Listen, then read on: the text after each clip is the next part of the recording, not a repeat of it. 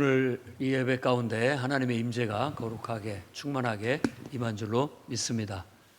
또 하나님의 은혜가 있는 찬양 인도해 주셔서 감사하고, 우리가 마음을 같이하여 찬양할 때 우리 안에 하나님의 성령의 임재와 역사가 나타나게 될 줄로 믿습니다. 찬양하다가 여러분의 병이 낫기를 축원합니다.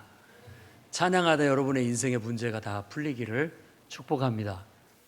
찬양하다 기도 응답받고 놀라운 결실이 있기를 축원합니다. 아멘. 마태복음 말씀은 아주 우리에게 많은 은혜를 줍니다. 산상수훈, 그리고 또 예수님의 두 번째 가르침은 13장에 나타나 있는데 천국에 대한 비유의 말씀이에요. 그래서 천국이라는 것이 하나님의 말씀, 곧 예수 그리스도의 가르침이 씨앗처럼 땅에 떨어져서 그것이 잘 자라면 30배, 60배, 100배의 결실을 하게 될 것이라는 것. 그렇지만 또 그 말씀이 뿌려지면은 그 속에 가라지도 함께 자란다는 것. 그래서 나중에 심판의 날에 왔을 때 결국 가라지는, 그 쭉정이나 가라지는 다 불에 던져지게 되고 알곡만 모아 곡간에 들어지게 된다라는 그런 천국에 대한 비유의 말씀을 우리에게 주고 있습니다. 근데 마태복음이 항상 가르침을 주고 난 다음에 그 다음에 그것에 대한 예수님의 행적을 얘기를 하는데 그 가르침의 말씀과 연관이 돼 있어요. 그래서 이것도 바로 13장에서 천국에 대한 비유의 말씀, 씨 뿌리는 비유의 말씀을 하신 후에 첫 번째 그의 고향 나사렛 동네에 가셨을 때 나사렛에 있는 고향 사람들이 예수님을 받아들이지 않고 배척했다라는 그런 이야기를 우리에게 전해주게 됩니다. 나사렛 사람들은 마치 씨 뿌리는 비유에서 말한다면은 길가밭, 돌짝밭, 가시밭, 옥토, 좋은 밭, 이 네 개의 밭 중에 어쩌면 길가가 아니었나 그렇게 생각이 듭니다. 씨가 길에 떨어지게 되면 전혀 뿌리를 내릴 수가 없습니다. 전혀 뿌리를 내릴 수가 없어요. 그냥 새들이 와서 주워 먹어버린다 라고 얘기를 하는 것은, 그 비유에 대한 해석이 뭐냐면 하나님의 말씀이 우리에게 주어졌는데 그 말씀이 하나도 내 마음속에 안 들어오고 그냥 다 날아가 버리는 걸 말하는 겁니다.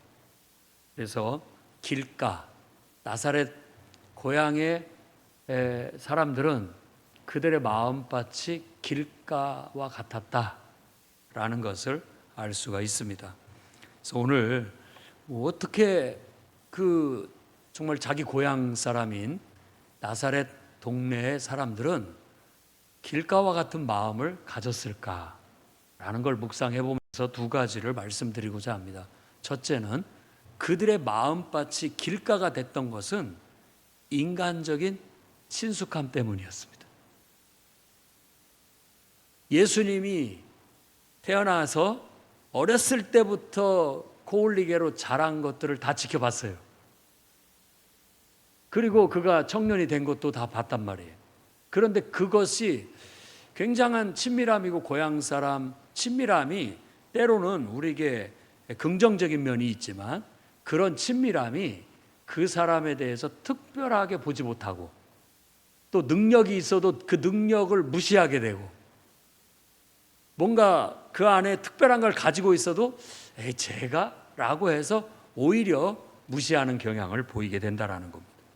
보통 우리도 남에게는 잘하는데 가족한테 잘하기는 어렵죠. 그런 친밀함을 말합니다.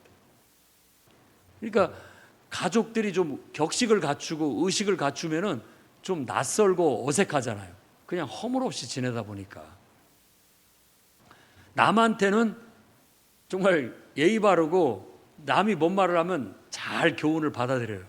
근데 부모가 자식을 가르치기는 어렵습니다.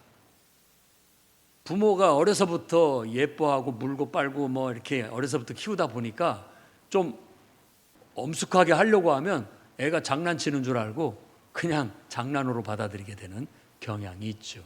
그리고 투정도 많이 부리고. 그렇죠? 왜?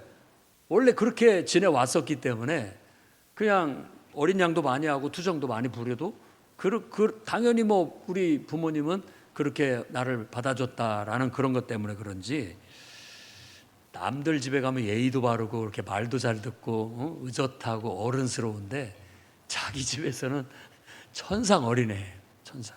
그런 것들이 바로 인간적인 친숙함이 뭔가를 풀어지게 만들고 뭔가 신중하지 못하게 만들고 뭔가 특별한 어떤 것들을 이렇게 걷어내는 요소를 가지고 있다라는 거예요. 그래서 이 나사렛 동네 사람들은 예수님이 어려서부터 자란 것을 다 봤고 그 동생들도 지금 우리와 함께 살고 있고 다 그들의 모습을 보아왔어요. 그러니까 예수라는 사람이 바깥에서는 특별한 사람인지는 모르지만 자기들 눈에는 그 어렸을 때 코올리게 그런 아이로 밖에 안 보일 수 있었다라는 겁니다.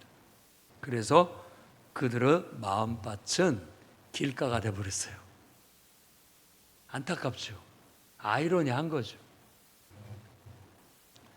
친숙함이 어떨 때는 우리가 자녀를 사랑하는 친숙함이 정말 목숨을 걸고 아이를 위해서 아이를 지키고 사랑하고 위해주는 그런 마음이 나오기도 합니다만은 때때로 이렇게 정말 나만 아이의 특별함을 잘 모를 수도 있고 내가 내 자녀의 장점을 나만 무시하고 있는지도 몰라요. 이런 선입감, 이런 편견들을 우리가 벗어나기 위해서는 좀 거리를 둬야 된다라는 게 어떻게 보면 지혜로운 방법인 것 같습니다. 쉽지 않은 일이지만 그래야 됩니다. 그리고 성경에서도 가까운 친척이 우리를 배신하거나 또 우리를 잊었거나 욥기에도 그런 내용들이 나타납니다. 가까운 친구들이 나를 미워하고 되려 내 원수가 됐다라는 일들은 많이 있습니다. 그러니까 성경에 집안의 가족들이 부모나 형제들이 오히려 왼수다 이런 얘기도 있어요. 아마 물론 친하게 다 잘들 지내리라고 생각하지만 또 형제들끼리 별로 그렇게 사이가 좋지 않은 사이들도 있습니다. 또 나이를 먹어서 결혼해서 이해관계에 얽히다 보면 또 더 그럴 수도 있습니다. 왜냐하면 또 피를 나눈 형제들 말고 결혼을 하다 보면 또 남의 집 사람들이 들어와서 가족을 이루다 보면 또 맞지 않는 점들도 있죠. 그런 것들을 다 극복하기 위해서는 너무 인간적인 친숙함에 우리 스스로가 매몰되면 안 됩니다. 그렇게 되면 묘한 그 피해의식도 생기게 되고 섭섭함도 느끼게 되고 그런 것들이 오히려 방해가 되는 요소들이 될 수 있었던 거예요. 이 나사렛 동네 사람들이 예수님의 진가를 못 알아본 것도 그것 때문이었다. 이번 추석을 맞이해서도 여러분 가족들의 진가를 좀 알아볼 수 있는 기회가 됐으면 좋겠습니다. 다 하나님이 주신 가치가 있어요. 여러분 앞에서는 철없이 구는지 모르지만 또 그 아이들 속에 또 그 가족들 속에 가지고 있는 진가를 여러분들이 알아봐 줄 수 있다면 좋겠습니다. 그래서 부모님이 더 알아봐 주고 가족들이 더 알아봐 주고 지지해 준다면 얼마나 더 용기를 내고 당당하게 살아갈 수 있겠습니까? 네. 우리가 육체를 따라서 영적인 것을 함부로 판단하지 않는 눈을 가질 필요가 있습니다. 요한복음 8장 15절 말씀 보면 요한복음 8장 15절 말씀을 보면 너희는 육체를 따라 판단하나 나는 아무도 판단하지 아니하노라. 보통 사람들이 육체를 따라 판단을 하는 거예요. 그래서 우리의 전략이 항상 고급 옷을 입고 고급 승용차를 타고 고급 백을 들고 다니면 함부로 안 볼 것이다 라는 그런 어떤 보호장치를 하고 다닐 수밖에 없죠. 꾀죄죄하게 하고 다니고 이러면 못 알아보는 거예요. 실제로 아주 유명한 바이올리니스트가 거리에서 번거지 모자를 쓰고 남루한 연주를 하면 사람들이 전혀 알아보지 못합니다. 그는 엄청난 연주가임에도 사람들이 못 알아봐요. 제대로 알아보지를 못하는 거예요. 그게 육체적인 육체를 따라 판단하는 시각이에요. 나사렛 촌동네에서 무슨 특별한 사람이 나겠느냐, 이런 거.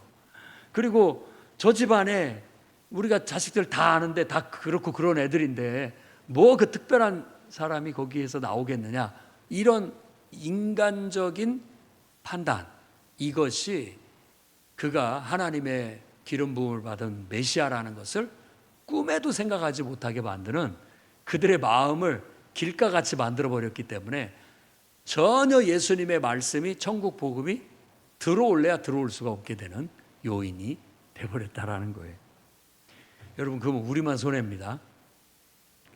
우리가 교회를 다니면서 예배를 드릴 때에도 길가 같은 마음으로 마음을 철커덕 닫고 아무리 예배를 드려도 은혜가 안 되는 걸 어떻게 합니까? 나만 손해인 것이죠. 자꾸 인간적으로만 판단을 하는 거예요. 학벌, 또 뭐 말 잘하는 거, 기타 등등의 모든 그런 것들이 다 갖춰지면 좋겠지만 그러지 않다 할지라도 우리가 순수하게 한다면 저 사람은 하나님이 선택한 사람이요, 하나님이 기름 부어 하나님이 쓰시는 사람이기에 아무리 어린아이같이 말이 어둔해도 그 사람을 통해서 하나님이 내게 생명의 말씀을 주신다 하고 받아들이면 옥토가 돼서 말씀이 그냥 탁 들어와 가지고 뿌리를 내려 가지고 30배, 60배, 100배 결실을 맺게 될 줄로 믿습니다. 그래서 설교를 잘하는 것도 중요하고 말씀을 잘 가르치는 것도 중요하지만, 유명하게 잘 가르치는 것도 중요하지만, 듣는 사람이 마음밭도 아주 중요합니다. 그래서 여러분들의 마음에 혹시라도 너무 인간적인 그런 판단, 그런 것들로 인해서 내가 은혜를 놓쳐버리는 일이 없도록 내 마음을 돌짝밭이나 길가로 만들지 않기를 주의 이름으로 축원합니다. 갈라디아서에서는 6장 8절에 육체를 위하여 심는 자는 육체로부터 썩어질 것을 거두게 돼 있습니다. 그러나 성령을 위하여 심는 자는 성령으로 영생을 거둡니다. 아멘. 우리가 육체적인 그런 판단, 인간적인 생각을 내려놓고 오늘 또 이곳에 하나님의 임재가 있고 성령의 은혜가 있고 성령의 역사가 있음을 믿고 그 은혜를 추구하고 오늘 또 여러분들이 그 은혜를 받고 그 은혜와 능력을 경험하는 예배의 시간이 되기를 축원합니다. 그러면 여러분에게는 영생이 되고 생명이 될 거예요. 기적도 나타나고 능력도 나타납니다. 기적도 나타나고 능력도 나타나는 거예요. 그래서 내 믿음대로 된다라고 예수님은 말씀하신 거예요. 그래서 우리가 늘 하나님의 성령 안에서 영적인 눈으로 판단하고 영적인 것을 기대하고 또 영적인 축복을 구하고 영적으로 성령 안에서 봉사하고 정말 예수님을 자랑하고 여러분들의 육신의 모습들은 감춰지도록 또 육신적인 판단도 다 좀 하나님의 성령의 역사 속에서 감춰질 수 있도록 되어지기를 바랍니다. 그래서 우리 풍요로운 교회가 오늘 예배하는 우리 모두가 다 성령 충만하기를 주의 이름으로 축원합니다. 제가 설교를 잘하는 것보다도 어떻게 보면 다른 어떤 요소보다도 여러분이 성령 충만한 게 가장 중요해요.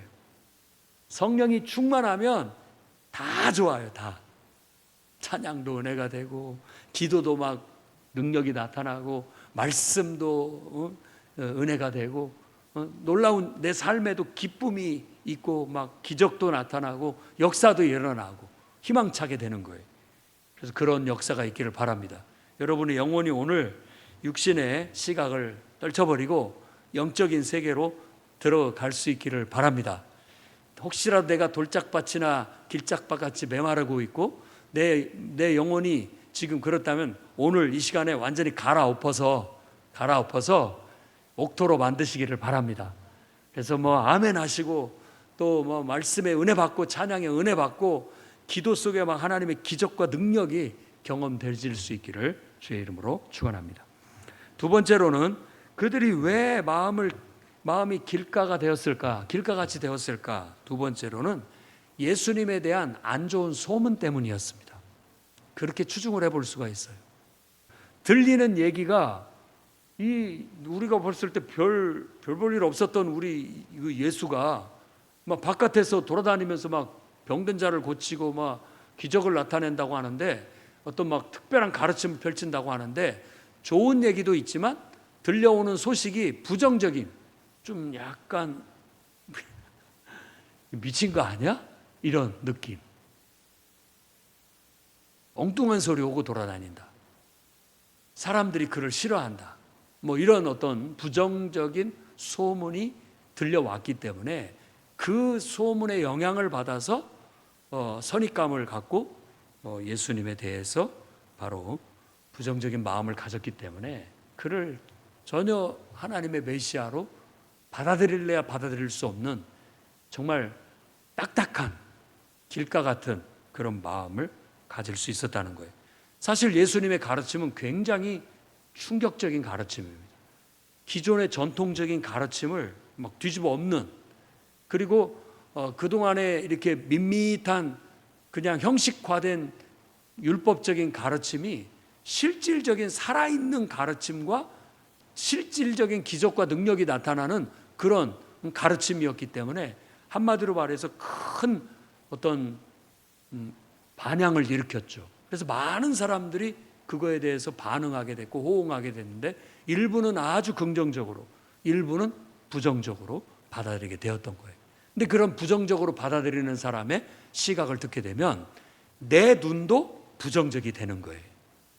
여러분, 우리는 최초에 하와가 범죄한 것을 묵상하면서 어떻게 우리가 부정적인 얘기를 듣게 되면 죄에 빠지게 되는지를 우리가 깨달아야 되겠습니다.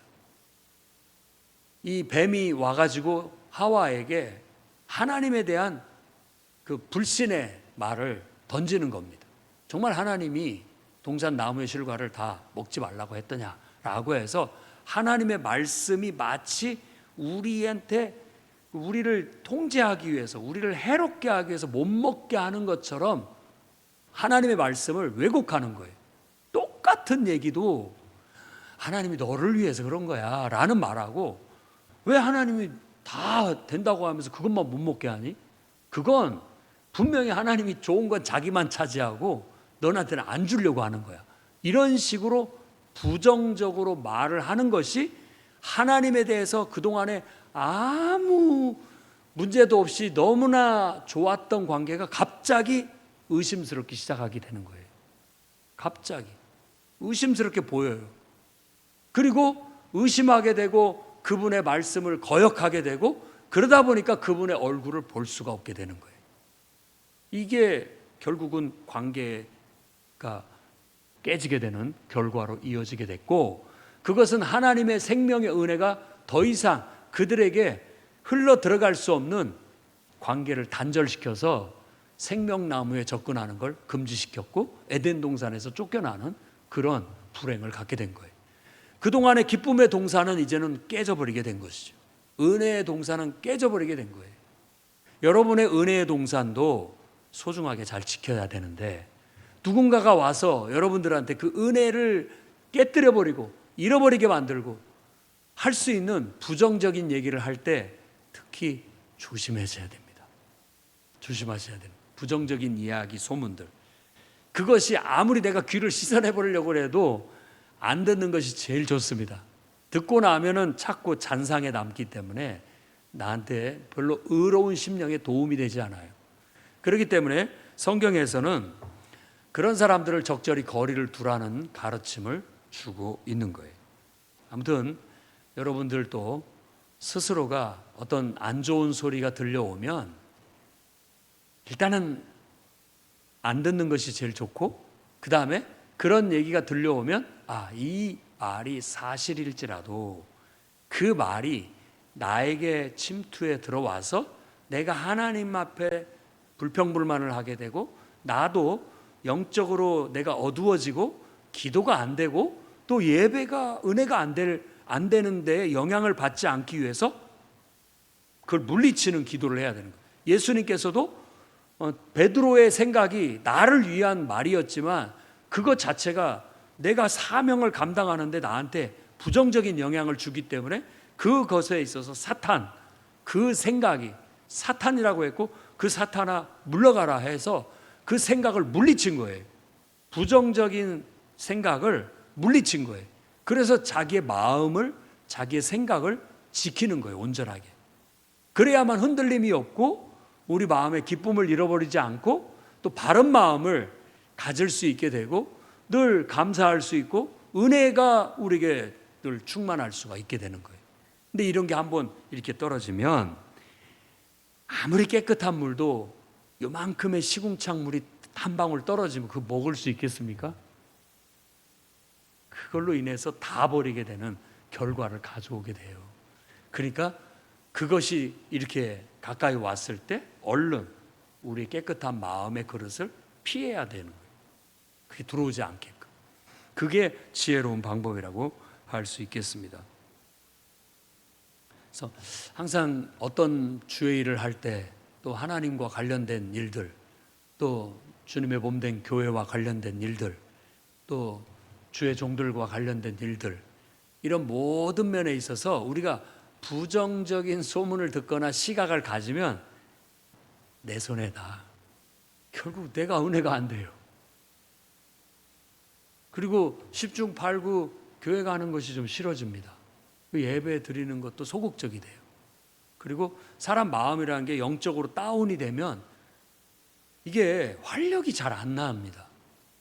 늘 활기차고 막 기쁘게 이렇게 살던 사람이 왠지 모르게 이렇게 낙심해 보이고 힘이 없어 보이고 맥이 없어 보이고 모든 일에 소극적이 되고 이렇게 돼가는 거예요. 이게 뭔가 영적으로 병들어가고 있다라는 증상이 될 수 있는 것이죠. 그래서 아마 이 나사렛 마을의 이 고향 사람들도 바로 그들이 그 유대인들을 통해서 그런 부정적인 얘기를 들었기 때문에 더더욱인더나 예수님에 대해서 더 받아들일 수 없는, 배척할 수밖에 없는 그런 마음밭이 될 수밖에 없었다라고 말할 수 있다라는 것이죠. 그래서 성경 곳곳에 바로 우리 안에 그런 것들이 들어오지 못하도록 경계하라고 가르치고 있습니다. 고린도전서 4장 13절에는 비방을 받은 즉 권면하니 우리가 지금까지 세상이 더러운 것과 만물의 찢기같이 되었도다. 여러분 스스로도 비방을 들었을 때 그걸로 인해서 흔들리지 않기 위해서 기도해야 됩니다. 예를 들어 아마 우리들도 자존심이 있는 사람들이기 때문에 누가 뒤에서 나에 대해서 안 좋은 소리 한다라는 걸 알게 되면 기분 좋을 사람 하나 없죠. 그러면 그런 모임에 가고 싶어요? 그 사람, 그 멤버들 중에서 나를 아주 나쁘게 말하고 있고 나쁘게 이야기하고 있는 그런 사람이 있다고 한다면, 뭐 어떻게 보면 속된 말로 인간적으로 생각하면 꼴도 보기 싫은, 내가 뭐 그런 사람 괜히 만나서 스트레스 받을 일 없다. 요즘은 그렇죠.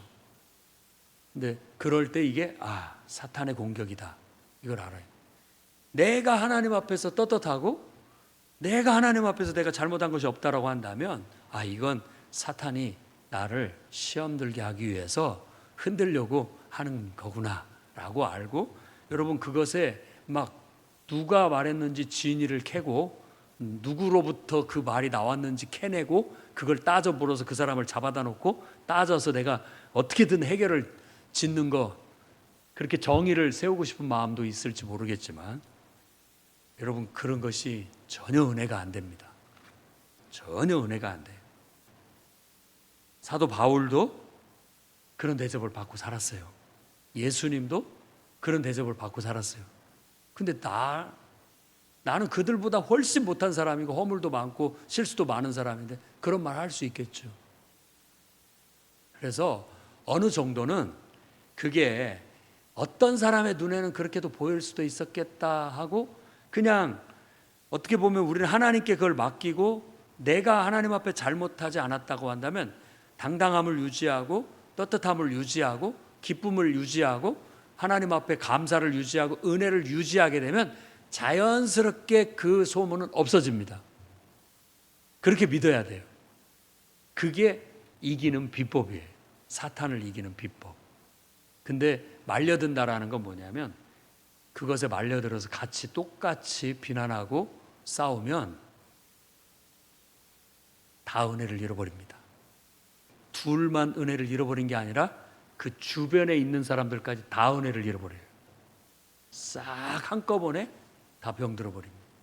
그래서 이런 일들이 어떤 공동체 안에 생기지 않도록, 그것이 우리 마음밭을 돌짝밭으로 만들어버리고 그것이 우리 마음밭을 길가처럼 만들어요.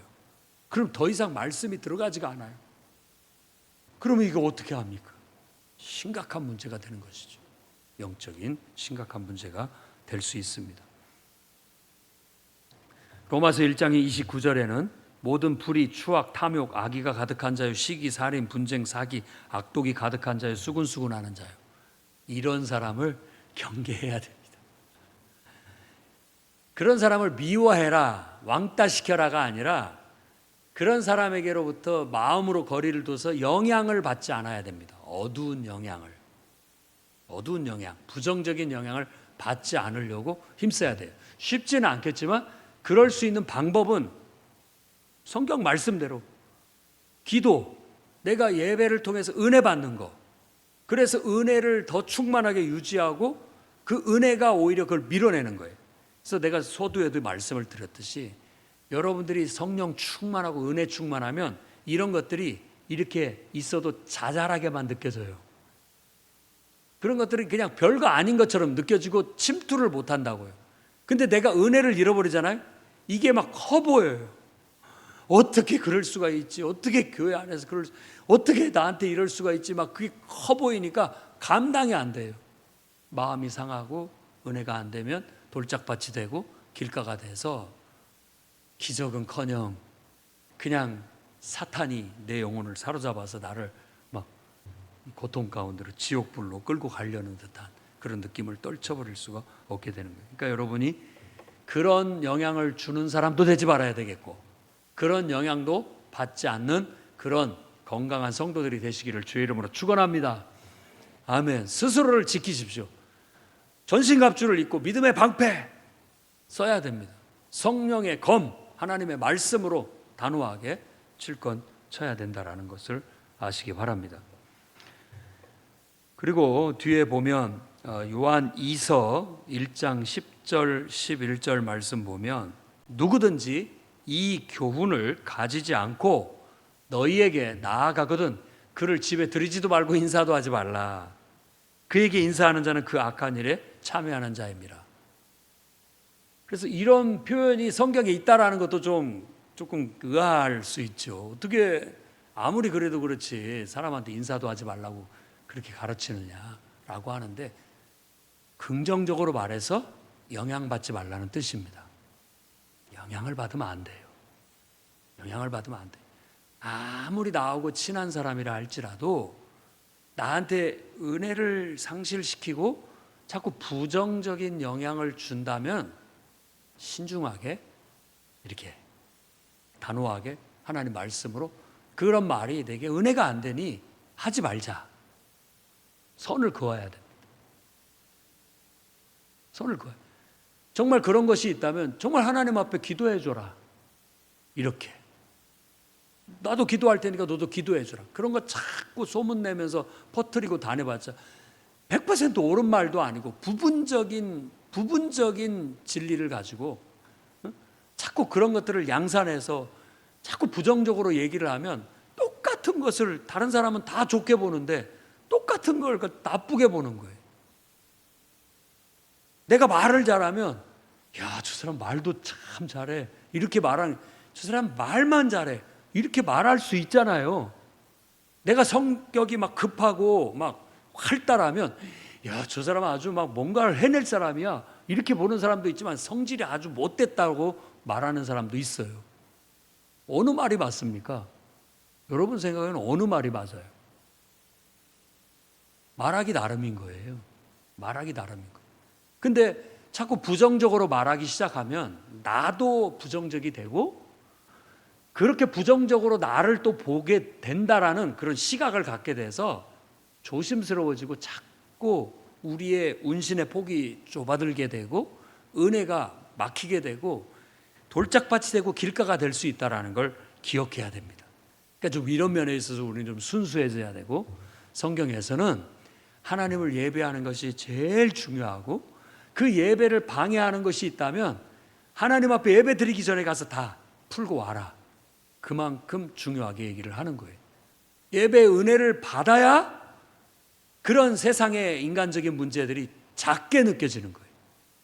교회가 그런 문제에 휩쓸리는 이유는 문제가 커서가 아니라 은혜가 그보다 더 약하기 때문이에요.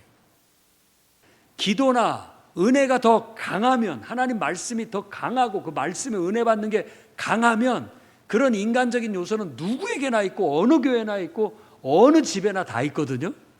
근데 그걸 다 이겨내는 거예요. 그게 크게 느껴지지 않는 거예요. 왜? 더 충만한, 더 가치 있고 더 귀한 것이 있기 때문에 그런 것들은 자잘하게 느껴지는 것이죠. 그래야 우리 마음밭이 옥토가 돼서 말씀이 임하고 능력이 나타나고 기적이 나타나고 역사가 일어나게 될 줄로 믿습니다. 여러분 자신을 위해서 여러분 마음밭이 돌짝밭이 되거나 길가가 되지 않도록 주의하십시오. 혹시라도 내가 인간적인 판단으로 또 인간적인 친숙함이라는 그 어떤 패단으로 인해서 내가 정말 그 사람의 진가나 영적인 어떤 것을 제대로 판단하지 못하고 있지는 않나 돌아보고 고쳐야 되겠습니다. 혹시라도 내 주변에 부정적인 얘기를 하는 것들에 내가 막 호기심을 가지고 귀를 기울이고 막 그걸 파헤치고 해서 내 영혼까지도 같이 어두움 속에 함께 묻어지게 되고 있지는 않는지, 그런 것들을 적절히 잘 떨쳐내기도 하고 걸러내기도 하고 오히려 그런 걸 상쇄하기 위해서 더 큰 은혜를 구하고, 그러면 그럴수록 더 많이 기도하고 더 많이 말씀을 묵상하고 찬송하고 은혜를 받아서 예배드려서 더 충만한 은혜로 그런 부정적인 것들이 오히려 나의 은혜로 말미암아 다 사라져버리는, 묻히는 그런 역사가 있게끔 오늘도 함께 기도하는 시간이 되기를 주의 이름으로 축원합니다. 기도하겠습니다. 거룩하신 주님,